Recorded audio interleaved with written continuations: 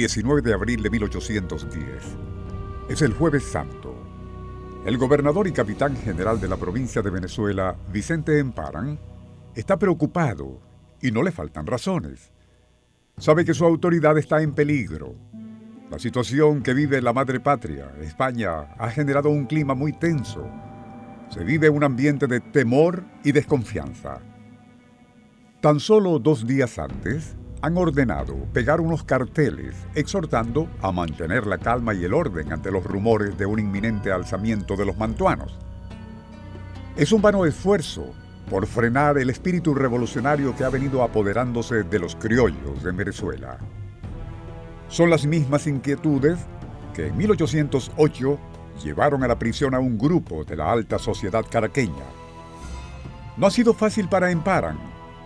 Desde su llegada a Venezuela, hace menos de un año, ha tenido que enfrentar una gran inestabilidad política ante la incertidumbre de lo que acontecía en España.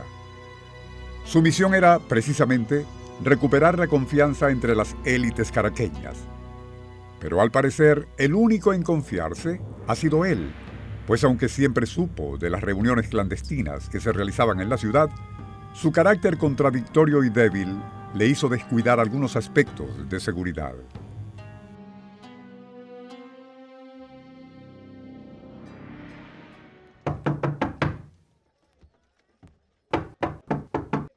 Adelante. Con su permiso, Excelencia. Le están esperando para la sesión de cabildo extraordinario. Un cabildo extraordinario. ¿Con la autoridad de quién? Se les olvida que el único que puede convocar a un cabildo extraordinario soy yo. ¿Quiénes me esperan? Varios, señor. Entre esos, Rocio, Francisco Salias, Tobar, José Félix Rivas, José de las Llamosas, el Marqués del Toro.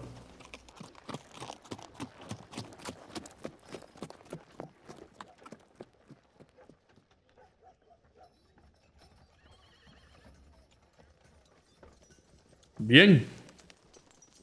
Vamos a ver qué pasa.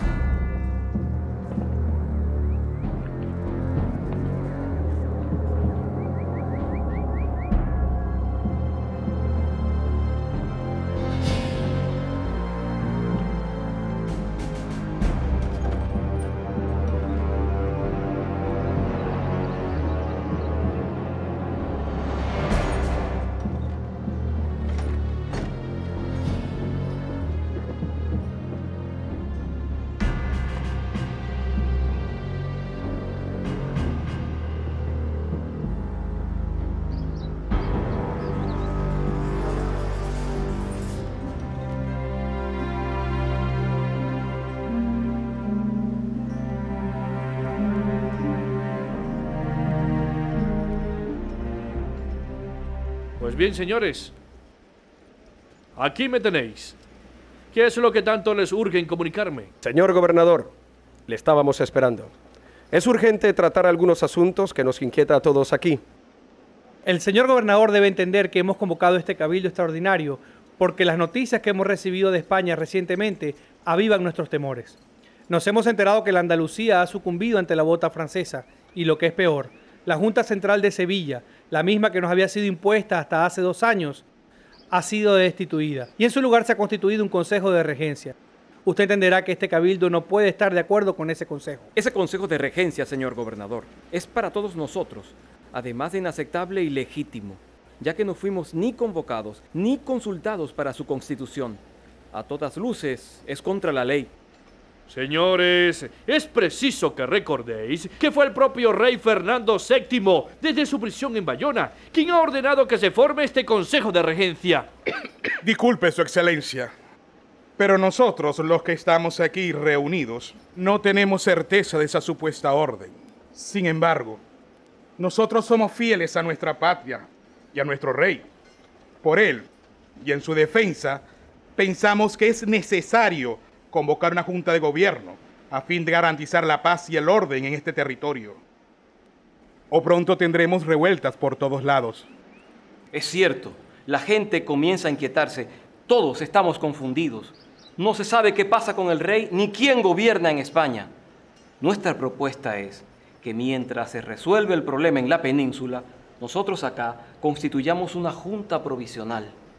Pues bien, caballeros, les prometo que estudiaré con mucha atención vuestro planteamiento y trataré de darle respuesta en un tiempo prudente.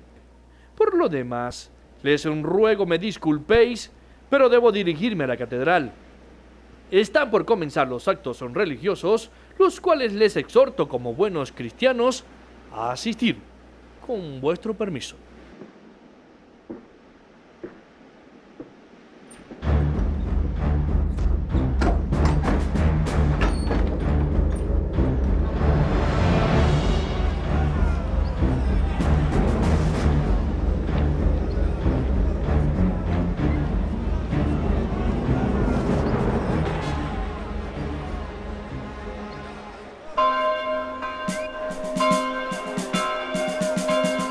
Usted se devuelve a Cabildo. Usted está loco, Salias. Usted a Cabildo. ¡Suélteme! ¡A Cabildo!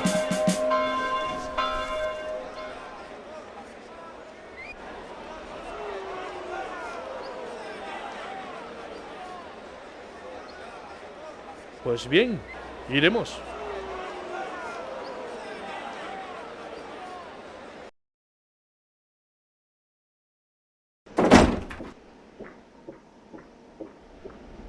Señores, ¿qué es lo que pretendéis? ¿Es que acaso han perdido el juicio? Señor gobernador, este cabildo ha sido... ¿Cabildo habéis dicho? No, señores. Permitidme recordarles que la única autoridad que puede convocar a un cabildo extraordinario soy yo. Si he consentido a acercarme acá es por simple cortesía. Pues bien, señor, este cabildo agradece vuestra cortesía. Es claro que España se encuentra perdida y sin recursos. Tan solo, la isla de León no ha caído, pero solo es cuestión de tiempo. No podemos estar esperando a que los franceses nos invadan. Tenemos que organizarnos. Pues cometéis un error. Galicia, Asturias, Extremadura, Valencia, Murcia y otros departamentos están sin un solo francés y con el ejército español en pie. Eso, señor, es mentira. Usted lo único que pretende es ganar tiempo. Nosotros ni siquiera estamos seguros de a quién representa, si a la corona española o a la francesa. No quiera seguir engañando al pueblo. ¿El pueblo? ¿Llamáis pueblo a esa miserable chusma allá abajo, que son vuestros sirvientes? ¡No me toméis por imbécil, ¡No señores! sea insolente, emparan! Calma. Pido orden. Señor mío, creo que el diputado Rivas... ¿Diputado ha dicho? ¿Diputado de qué? Sí, señor, diputado del pueblo. Ah, claro, el Su pueblo. excelencia decía que la situación en España es delicada. Lo realmente cierto es que no hay rey. De manera que la soberanía se traslada de nuevo al soberano original, que no es otro que el pueblo, es decir, nosotros. Por eso es importante conformar una junta provisional de gobierno. Usted, Amparan, podría unírsenos. ¿Y por qué no? Hasta podría presidir esa junta. ¿Presidirla? Pues bien, en el supuesto negado que yo acordara esta junta sería bajo ciertas condiciones. Es claro que la Real Audiencia y demás miembros... ¡No, señores! ¿No entienden que este afrancesado nos venderá en la primera oportunidad que tenga? Oiga, no le permito. El que no le permite a usted soy yo. Vuestro desprecio por el pueblo, a ese que llama chusma, es insostenible. Tendremos una junta. Dios sabe que es así. Pero no estará ni usted, ni ninguno de los suyos. ¿Pero qué se ha creído? Usted ni siquiera es de aquí. Me creo lo que soy. Un diputado de la iglesia y del pueblo. A ese el que tanto desprecia y el mismo que anda pidiendo su renuncia. Pues me parece que ni usted es diputado, ni el pueblo pide mi renuncia. ¿Está seguro? ¡Claro que estoy seguro! Venga, compruébelo por usted mismo.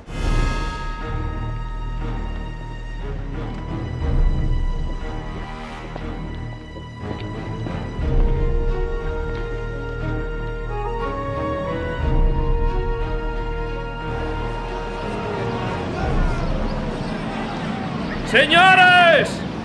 ¿Estáis contentos conmigo? ¿Queréis que yo siga el mando?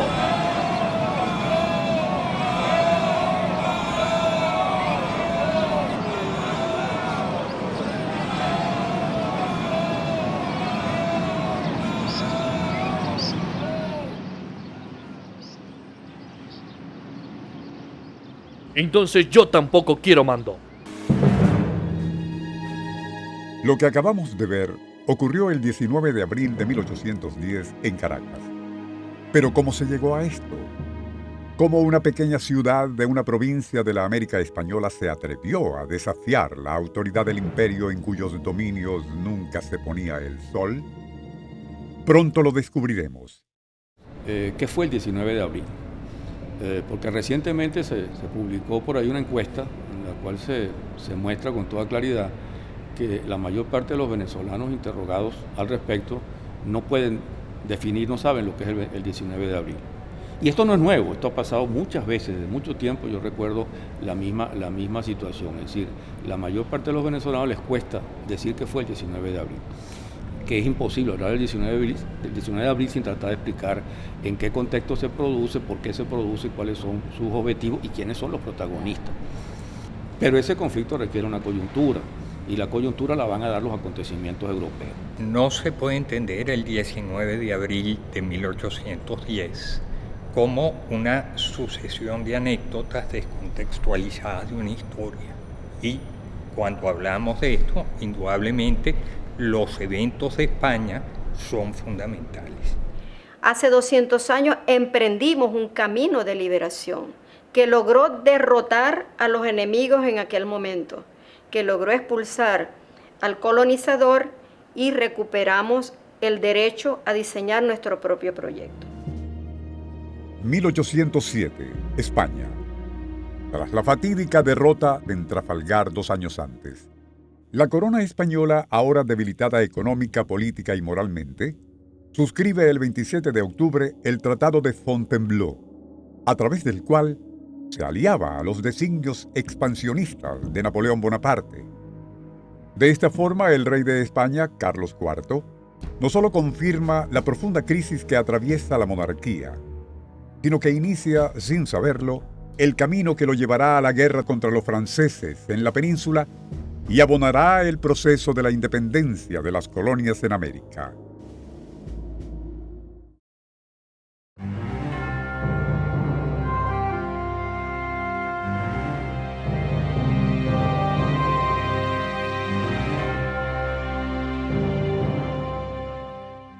Después de su triunfo en Trafalgar, los ingleses no tardan en pasar la primera factura a la corona española. En 1806, los británicos ocupan el importante puerto de Buenos Aires en el Virreinato del Río de la Plata. Es solo el comienzo, pues también aspiraban la Banda Oriental. Y aunque los porteños lograron expulsar inmediatamente al invasor, el temor de perder el imperio a manos de los ingleses era patente, no solo en la corte, sino también en las propias colonias. De esta forma, Carlos IV, rey de España, y el llamado Príncipe de la Paz, el duque Manuel Godoy, primer ministro y asesor principal de la corona, no ven otra alternativa que la de hacer una alianza con Napoleón para derrotar a Gran Bretaña, enemigo principal de Francia, pues sin su armada solo les quedaba unirse al bloqueo continental francés antibritánico. Pero Napoleón tenía sus propios planes y, lógicamente, sus propios intereses. Según el Tratado de Fontainebleau, la corona española permitiría que un cuerpo del ejército francés de 28.000 hombres cruzaran los Pirineos y penetraran la península ibérica con el propósito de invadir Portugal, aliado incondicional de los británicos. En menos de 4 meses, los generales franceses traspasaban las fronteras españolas, pero con más de 120.000 hombres, es decir, casi 5 veces más que el número de soldados contemplados inicialmente. Dado el número creciente de ese ejército, en febrero de 1808, la corona española presentía lo peor. Bueno, está claro que Carlos IV y su gobierno, sobre todo, acabó por darse cuenta de la trampa en la que había caído con Napoleón. Habían firmado un tratado mediante el cual se comprometía el ejército español junto con el ejército francés a invadir Portugal, pero se dieron cuenta que el número de tropas que habían entrado por los Pirineos para la invasión de Portugal era tan grande, tan gigantesco, que eso no podía contener sino una invasión.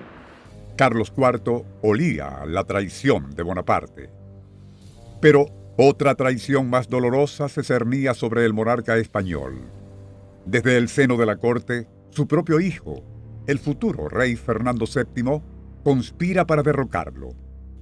Sin embargo, el príncipe de Asturias sabe que al final todo dependerá del reconocimiento de Napoleón, quien a estas alturas está convencido que no solo debe conformarse con Portugal y sus colonias en ultramar, sino que también puede apoderarse de España y sus dominios.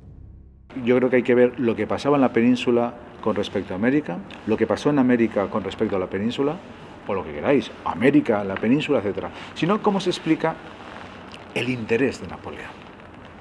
Un interés peninsular, cuando sabía, no él, sino todos los economistas europeos, que 2/3 del presupuesto del rey español provenían de América.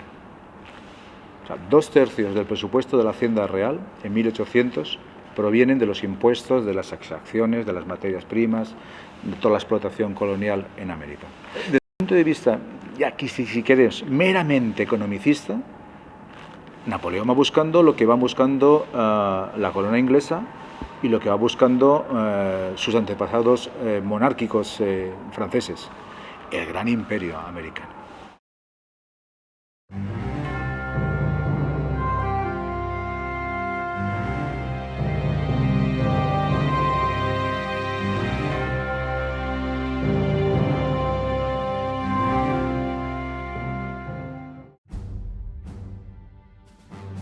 La partida había comenzado. Solo sería necesario mover las fichas inteligentemente.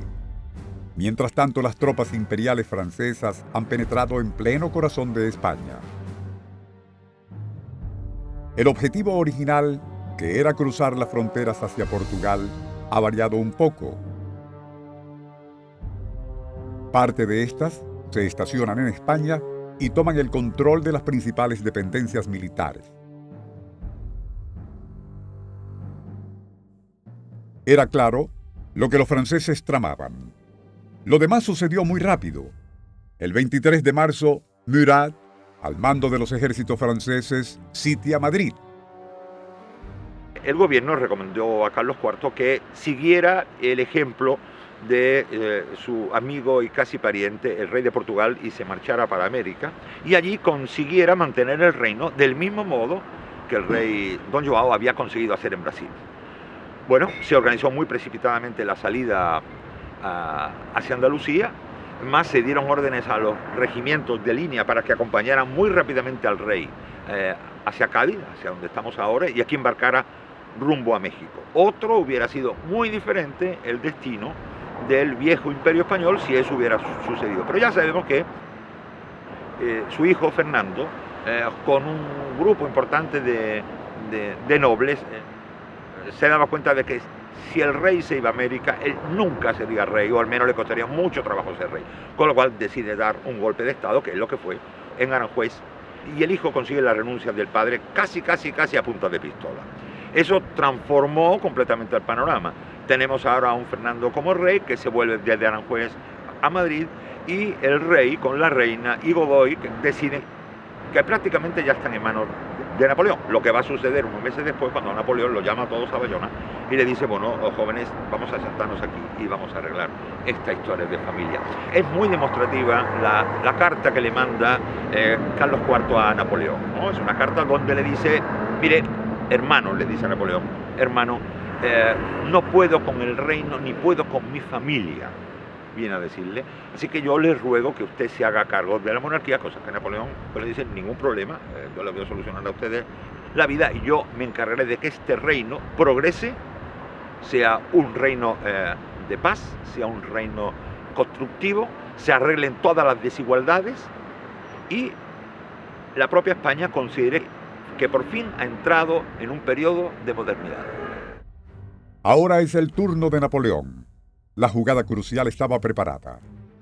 El 2 de abril cita a la familia real a un encuentro en Bayona. Los monarcas asisten con la esperanza de encontrar en la sabiduría del emperador una decisión salomónica.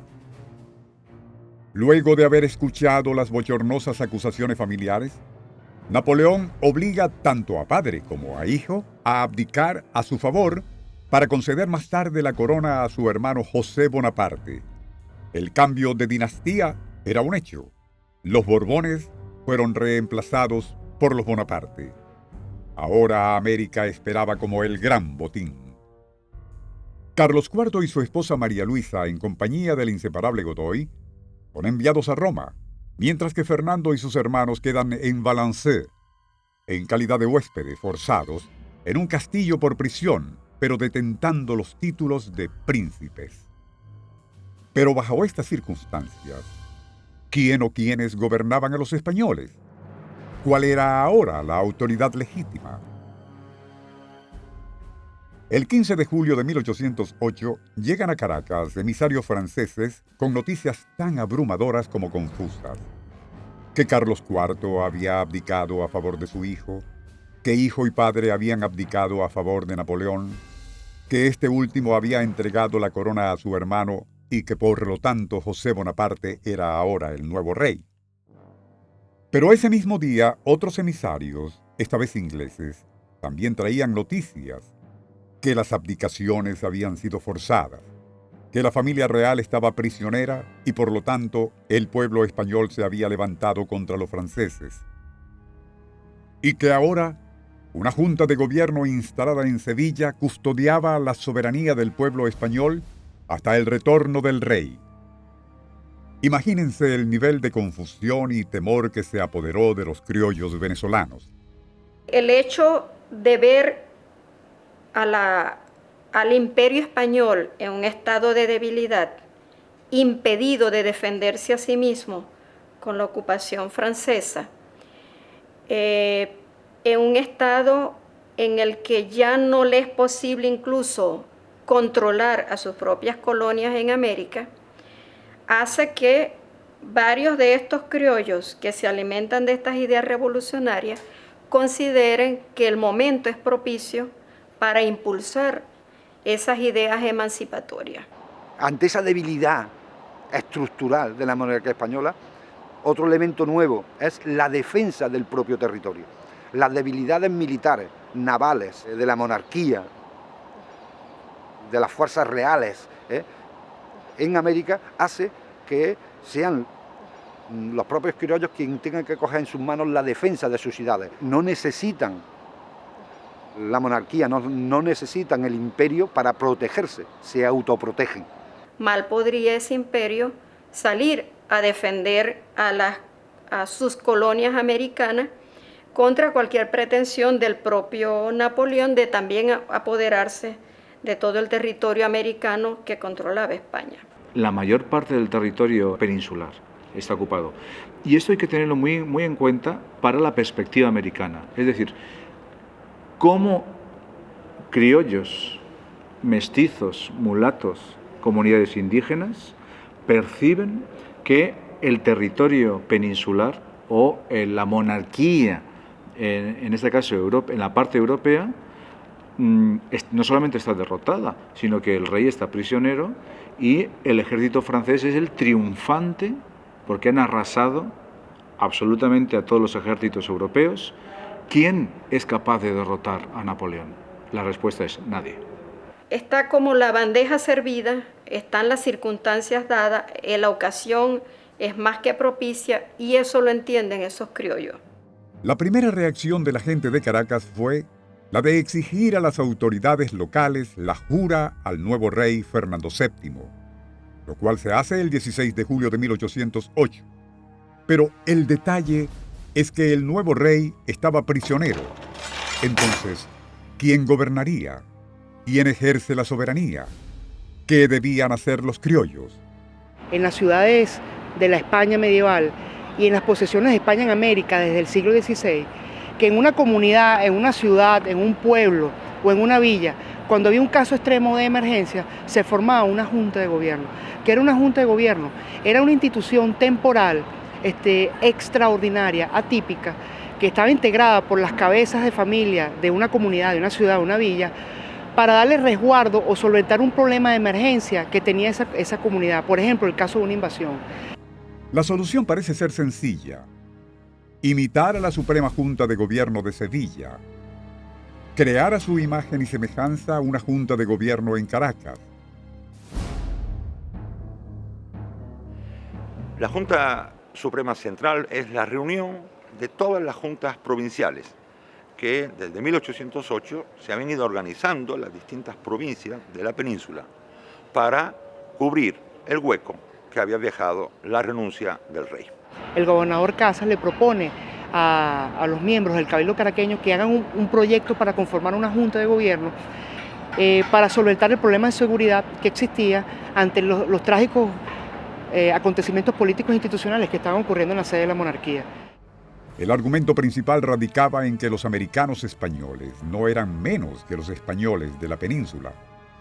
Según Casas, eran lo suficientemente capaces de preservar la soberanía mientras el monarca regresaba. Sin embargo, llega a Caracas a finales de julio don José Meléndez, emisario de la Junta de Sevilla, solicitando expresamente el reconocimiento de la misma. Finalmente, la Capitanía General de Venezuela reconoce la autoridad de la Junta sevillana. Pero algunos criollos no quedaron conformes y a finales de noviembre buscan retomar la idea de conformar una propia junta de gobierno, de manera que se redacta un documento en el cual se le solicita al capitán general reconsiderar la propuesta de crear una Junta Suprema en defensa de los intereses del amado rey Fernando VII. La respuesta fue contundente. Los 44 firmantes de este documento son apresados y aunque luego fueron absueltos, la semilla de la autonomía comenzaba a germinar en el alma de los venezolanos. Comenzaban a soplar en Caracas y otras provincias de la América española vientos de libertad.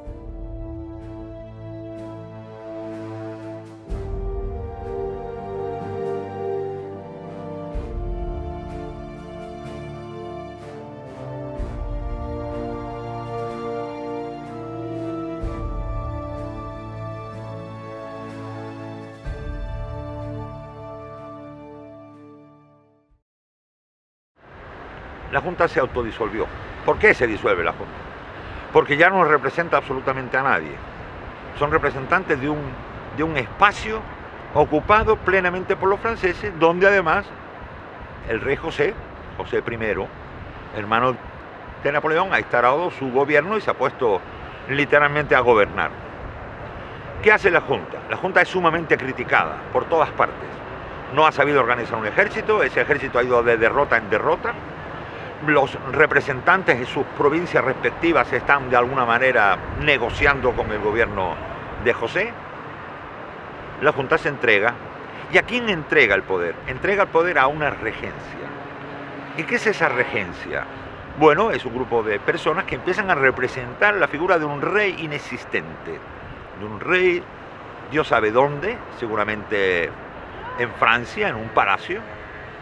Y desde ahí se comienza a decir, estamos gobernando, pero ¿en nombre de quién? Hasta ahí se había gobernado como tal junta en nombre de la soberanía de las provincias.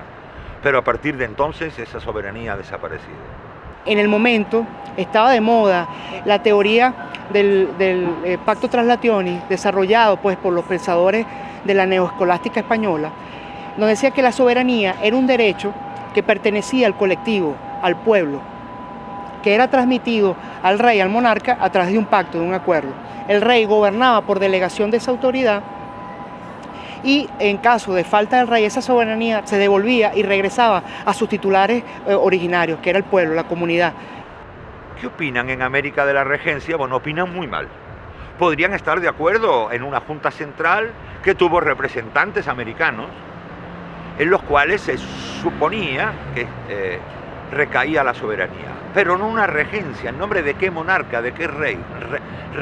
¿Regentes de quién? Ese es el momento en el cual, la primera fase en la cual América no reconoce la regencia y dice, bueno, vamos, está claro que tenemos que organizar nuestras propias juntas, y comienzan a surgir las juntas ya por toda América de una manera encabalgada.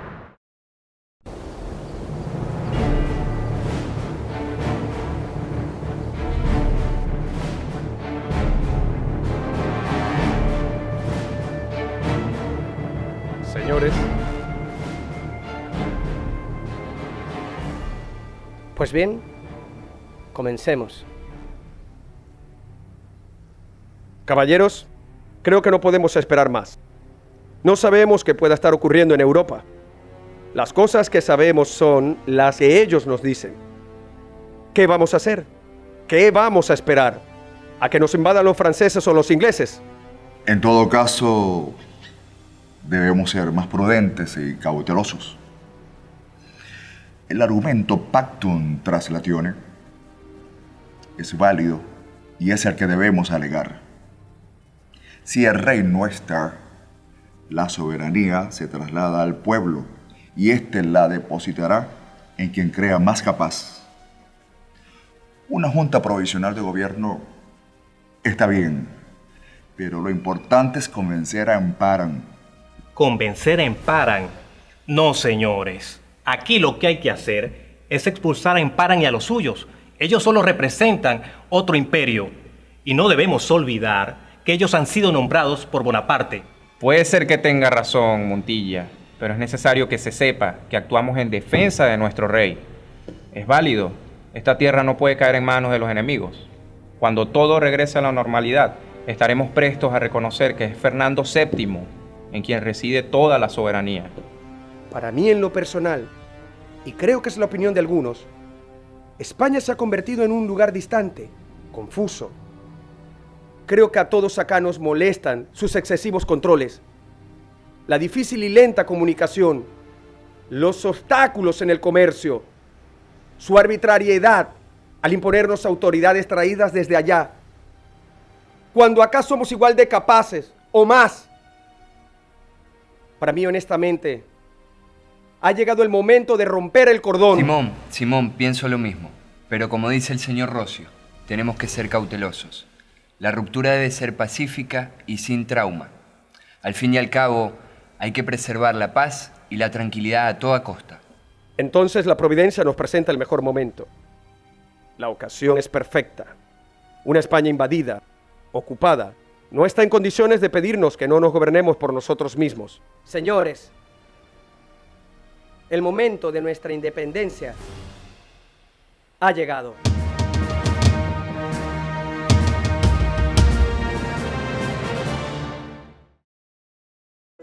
Emparan no es ingenuo. Sabe que algo se está tramando. Puede respirar en el enrarecido ambiente político la conspiración. Emparan, evidentemente, cuando llega a Venezuela, sabe perfectamente lo que se va a encontrar. Sabe que no puede ir a una guerra abierta, no tiene tropas, no tiene fuerza, ¿no? Él tiene que negociar. Y durante unos meses es un tipo hábil que acaba negociando. Por eso él no ofreció ninguna resistencia. Él sabía que iba a una causa prácticamente perdida. O sea que, en definitiva, vemos, ¿no?, como los apoyos de Emparan no fueron tantos. Fue un hombre inteligente que decidió marcharse y decir, bueno, lo intenté, no lo conseguí. Rápidamente, una red de inteligencia se despliega por la ciudad. Las primeras noticias confirman las terribles sospechas del capitán Emparan. Los conspiradores son en su mayoría personajes que él consideraba hasta ahora amigos. El complot se ha gestado en el seno de la clase más privilegiada de la sociedad, los mantuanos. Ahora sabe que se han venido reuniendo en las propiedades de algunos de ellos, como en la casa de retiro de la familia Bolívar o en la casa del Marqués del Toro. Conoce sus nombres, conoce sus planes y hasta conoce cuándo pretenden actuar. Sin embargo, proceder contundentemente, sin más pruebas que la información obtenida por un medio, como él mismo dice, obscuro e insuficiente, puede ser delicado y comprometedor. En todo caso, tendría que arrestar prácticamente a toda la aristocracia caraqueña. Es menester actuar con tacto e inteligencia. Para neutralizar la insurrección en progreso, Emparan decide dispersar a algunos de los involucrados, enviándolos a distintas ciudades lejos de Caracas, e incluso procura arrestar a los más comprometidos para expulsarles de la capitanía. De esta manera, muchos criollos se ven obligados a ocultarse de la persecución, entre ellos el coronel Simón Bolívar, razón fundamental por la que el futuro libertador no podrá estar presente en los sucesos que tendrían lugar en los días sucesivos. De manera que las redadas efectuadas por Emparan no son efectivas y no logran detener lo que ya es una realidad: la revolución.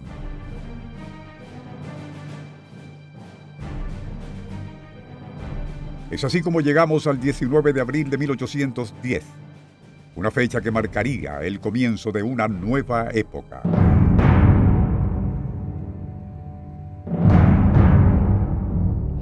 El 19 de abril se precipita porque el día anterior, 18, llegan 2 delegados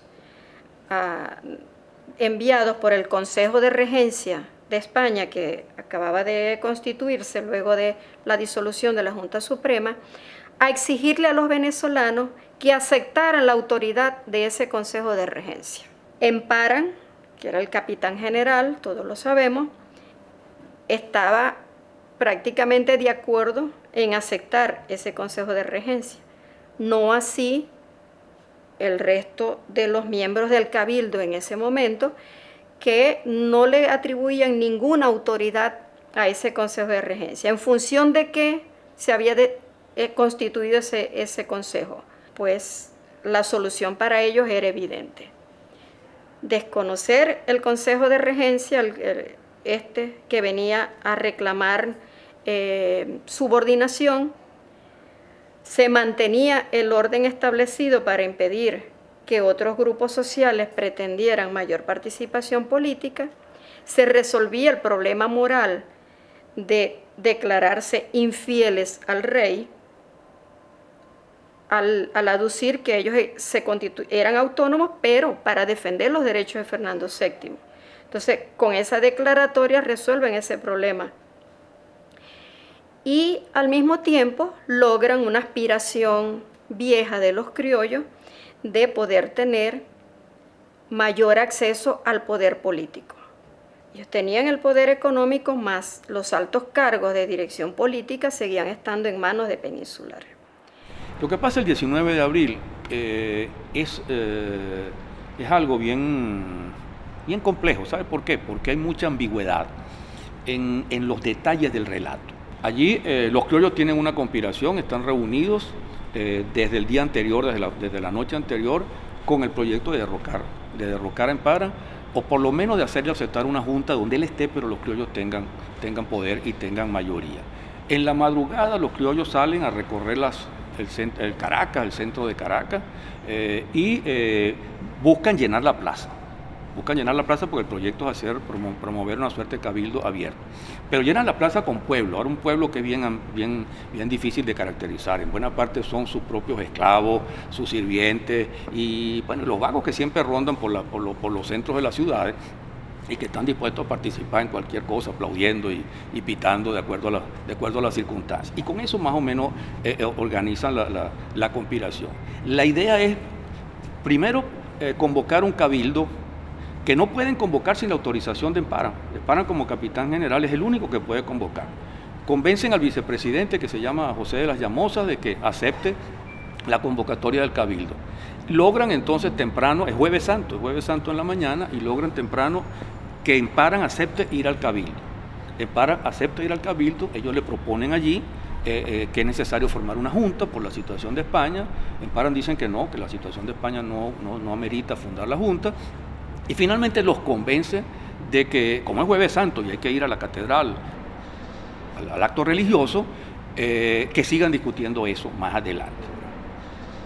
Y deja el cabildo y se va entonces a la plaza, pues, para entrar a la catedral. A la entrada de la catedral aparece Francisco Salias, que es uno de los conjurados, y le dice a Emparan, capitán general, la gente está llamando a cabildo. Como Emparan no le hace mucho caso, lo toma del brazo. Y se supone que hay allí un gesto de la Fuerza Armada, pues, que rodea a Emparan, que levanta las armas, pero el capitán, un tal Ponte, que está en la pomada, es decir, que está en la conspiración, les dice que bajen las armas, y finalmente Emparan acepta ir al cabildo, que va a ser un cabildo abierto. Un cabildo abierto no muy abierto. Supuestamente va a estar aquí en la casa consistorial, pero en el piso de arriba, porque al final se asoman al balcón y la gente está reunida en la plaza.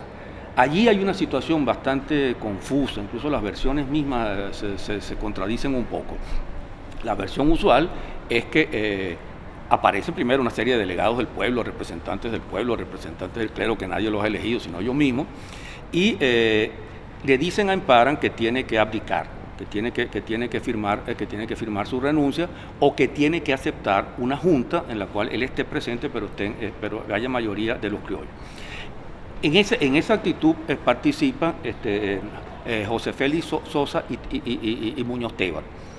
Pero en ese momento parece que entonces José Félix Blanco, que luego fue coronel de la Independencia, sacerdote, candidato en la época de Monagas, en la época de Páez contra Monagas, sale corriendo y se va a la catedral o a la iglesia de la Merced, donde está Madariaga, el canónigo José Cortés Madariaga, que es chileno y que está comprometido que supuestamente Madariaga estaba confesando a una mujer y la dejó con la confesión, con las palabras en la boca, salió corriendo y se metió aquí a la casa consistorial a decir que eso no tenía sentido y atacar a Emparan y a exigir la renuncia de Emparan. Y finalmente eso es lo que se logra. Entonces Emparan acepta, en ese momento Emparan dice que él quiere ver si la población está de acuerdo con él. Es tan ingenuo que no se da cuenta que los que están ahí son los que han llevado los criollos justamente para deponerlo, y que se asoman al balcón.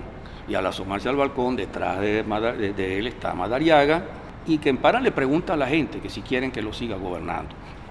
La gente que está en la cercanía, la que lo oye, aparentemente grita que sí, que sí, que sí. Entonces los conspiradores se asustan, Madariaga empieza a hacerle señas de que no, y con los tipos que tienen colocados en sitios estratégicos empiezan a gritar no, no, no, y entonces el pueblo termina todo gritando no, y a raíz de esa actitud Emparan entonces acepta renunciar.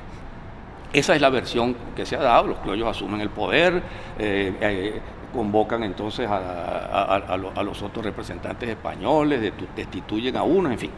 Y se logra el objetivo pues el 19 de abril, aunque el acta se demora mucho y termina redactándolo al final de la tarde. Ahora, esa versión tiene primero una serie de contradicciones. Tiene unas contradicciones porque en el detalle, quiero decir que siempre es bien importante.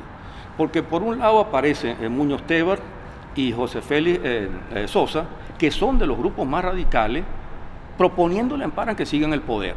Y tiene que salir José Félix Blanco a correr a buscar a Madariaga, que es el más radical, para que Madariaga imponga la posición. Entonces uno no entiende si había allí, si la conspiración estaba muy mal organizada, que había una corriente más moderada, que justamente en este caso son justamente los más radicales, y otra corriente más radical donde está Madariaga.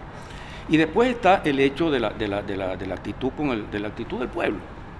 Hay una actitud verdaderamente, allí se ve un pueblo que en esa versión juega un papel deplorable, papel triste, una especie de monigote colectivo que está allí, que no sabe absolutamente de nada y que depende que le hagan señas para que diga sí o para que diga no.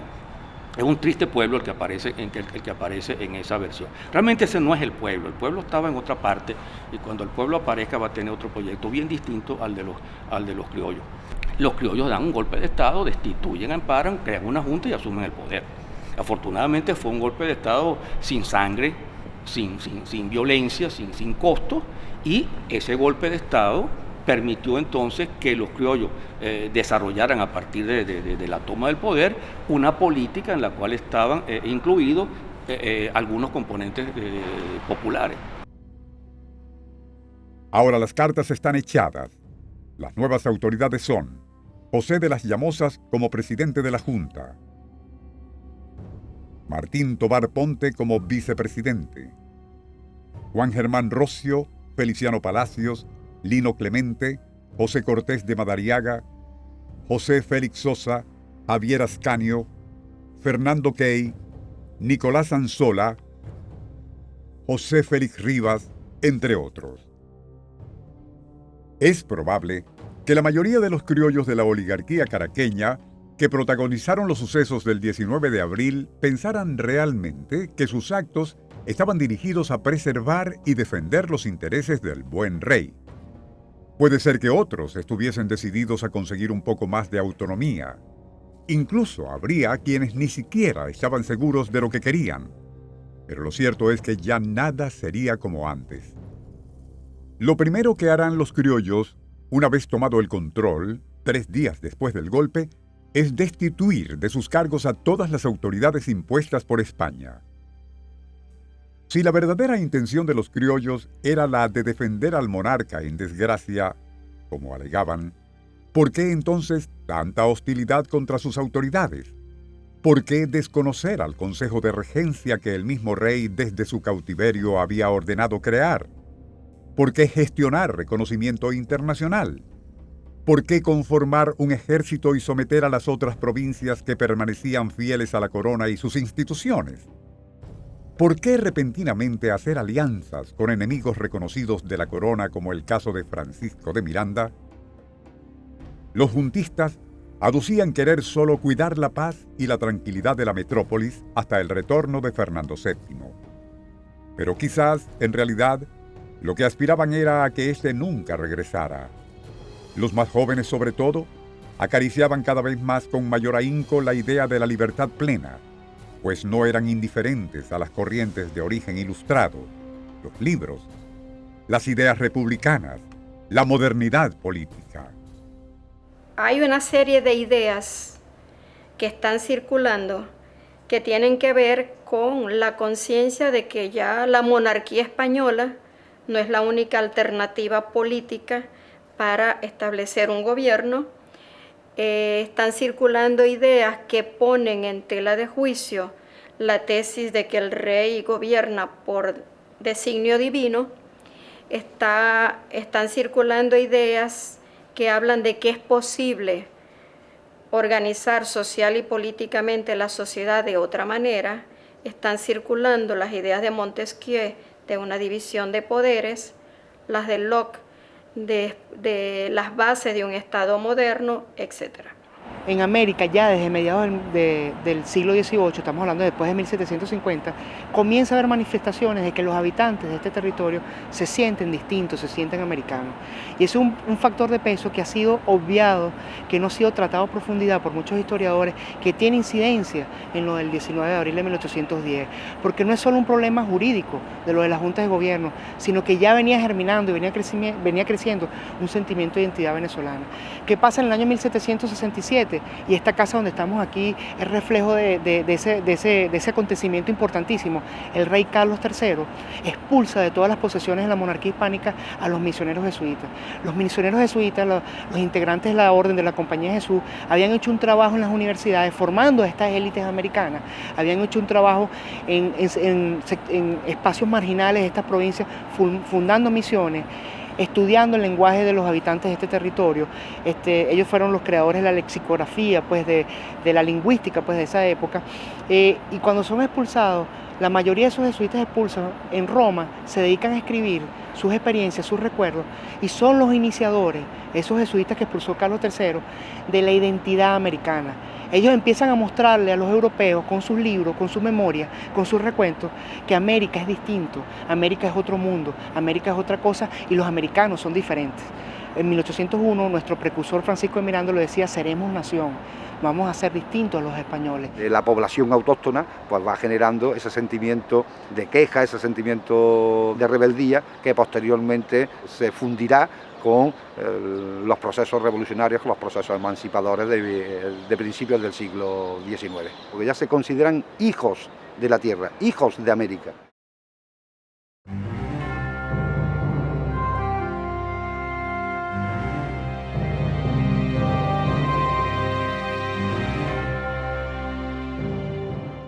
Pero el fuego sagrado que ardió en el corazón de nuestros patriotas había sido encendido por las llamas de otros héroes incomprendidos en su momento. Así tenemos la insurrección de negros y zambos, liderada por José Leonardo Chirinos en la serranía de Coro en 1795, la cual se inspiró de los ideales de la Revolución Francesa y se nutrió de los sucesos de Haití, donde la población negra se levantó contra los blancos exigiendo su libertad. Aunque esta revolución hecha por los de abajo fue aplacada inmediatamente, logró causar un profundo impacto en la sociedad colonial venezolana de la época. Un par de años más tarde, en 1797, otro movimiento revolucionario se organizaba entre La Guaira y Caracas por dos hombres más bien de la clase media, Manuel Gual y José María España, personajes cultos e instruidos. La conspiración de Gual y España era de carácter proindependentista y social, que tenía por objetivo derrocar al régimen monárquico para hacer de Venezuela una república democrática. Sin embargo, el plan fue develado y sus principales seguidores fueron arrestados. Algunos fueron condenados a la pena de muerte y otros al presidio perpetuo. En 1799, José María España fue traicionado por uno de sus esclavos y luego de capturado fue condenado a muerte. ¡Viva la República! Un año después, en 1800, muere también Manuel Gual en la isla de Trinidad en condiciones misteriosas. Con la desaparición de sus líderes, la conspiración se extinguió, pero sus fundamentos tuvieron gran influencia en el movimiento emancipador latinoamericano. Finalmente, tenemos la valiente hazaña de nuestro Francisco de Miranda en su heroico desembarco en las costas venezolanas de la Vela de Coro el 3 de agosto de 1806. Tan solo con un puñado de hombres, Miranda logró tomar el fuerte militar. Lamentablemente no consiguió el apoyo popular que esperaba y su expedición no prosperó. Todos estos movimientos, aunque fracasaron en su momento, fueron abonando el terreno en el que nuestros libertadores verán florecer sus aspiraciones de nacionalismo e independencia. El 19 de abril, el propio 5 de julio, representan la antesala de la creación de un país que finalmente va a surgir en los campos de batalla, va a surgir precisamente cuando el pueblo comience a manifestarse de manera efectiva. Y el verdadero pueblo venezolano va a aparecer de manera inesperada, con rebeliones de esclavos, con protestas sociales, con la aparición de los llaneros más adelante y la situación de los criollos, su sueño de hacer una revolución a la norteamericana, sin conflicto, quitándose a los europeos dominantes y manteniendo las cosas tal como ellos querían, con la misma explotación y la misma situación. Ese sueño se va a bañar en sangre y va a ser uno de los componentes de esas derrotas de lo que va a llevar más adelante fundamentalmente a Bolívar a ir radicalizando sus posiciones para tratar de convertir la independencia en un proceso popular, en un proceso del cual los sectores populares salgan beneficiados y no sean simplemente espectadores pasivos de una pelea entre grupos de la oligarquía.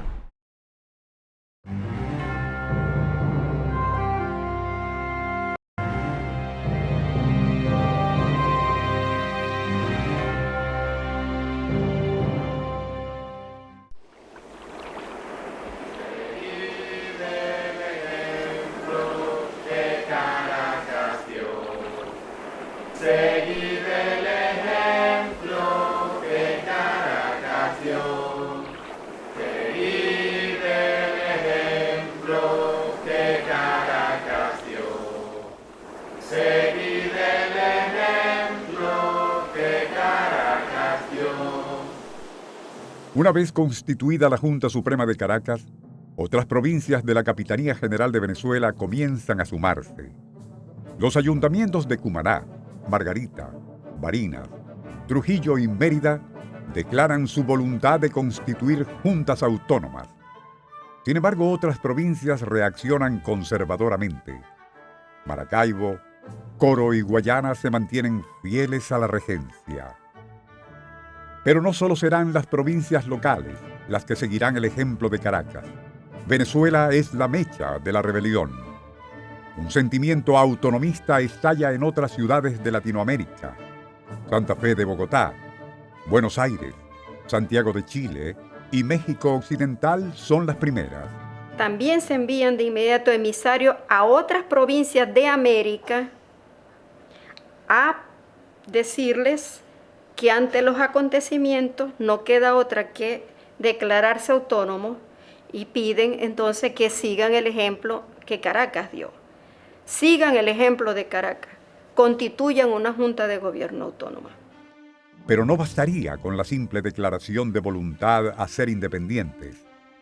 300 años de dominación imperial habían calado muy hondo en algunos sectores leales a la corona. Además, la postrada España del verano de 1810 no tardaría en recuperarse y reconquistar a sangre y fuego sus dominios. Ahora los vientos no solo traían cantos de libertad, también traían rumores de guerra. El camino sería largo y difícil. La revolución apenas había comenzado. Pero a mí me gusta pensar en que en 1810 una enorme cantidad de personas en el continente se tiró a la calle, peleando, gritando, combatiendo por la libertad. Seguramente no todo se consiguió en ese instante, pero yo creo que ahí nos ha quedado esa especie de revolución latente que desde entonces hasta nuestros días nos queda como un legado para nosotros mismos en la construcción de una sociedad de ciudadanas y de ciudadanos, de una sociedad más justa, más tolerante, más equitativa. Esa nueva sociedad es lo que nos queda como legado de ese 1810 que nosotros tenemos que ir construyendo evidentemente día por día.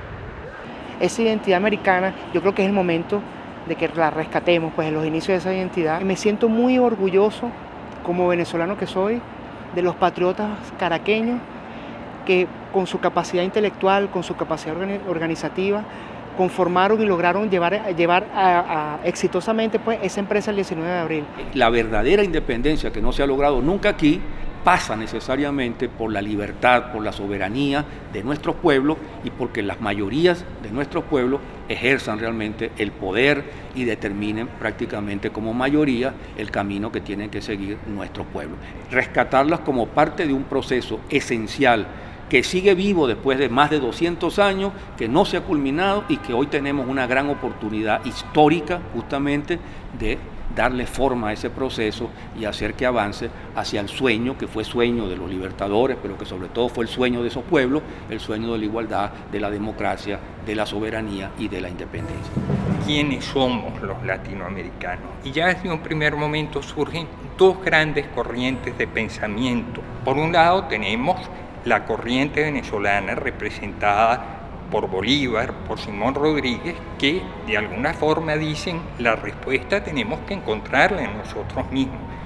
Por otro lado está la segunda corriente representada por Santander, quienes buscan importar claves culturales en Europa para superar lo que ellos vislumbraban como nuestras propias deficiencias como pueblo. Lamentablemente, América Latina triunfó esa segunda corriente y de ahí es que viene ese divorcio permanente entre élites y pueblo.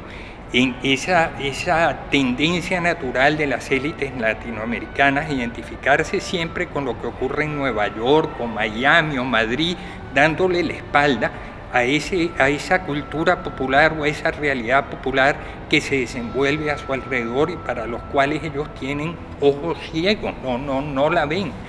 Muy distinta hubiese sido la historia de América Latina si hubiese triunfado esa vertiente bolivariana, que es la que actualmente los pueblos de América están tratando de reencontrar.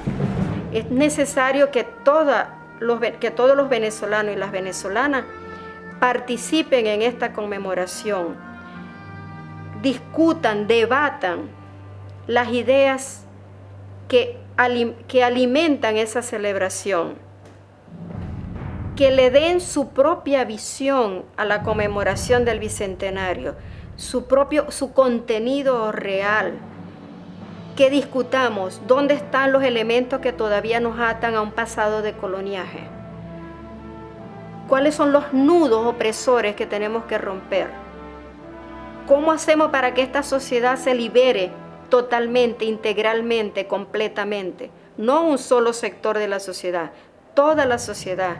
¿Cómo hacer para que eso que dice nuestra Constitución de que somos una sociedad multiétnica y pluricultural se haga definitiva realidad, para que haya de verdad igualdad, para que haya justicia? Cuando nosotros logremos consolidar esa sociedad que describe nuestra Constitución bolivariana, allí sí podremos decir somos definitivamente independientes.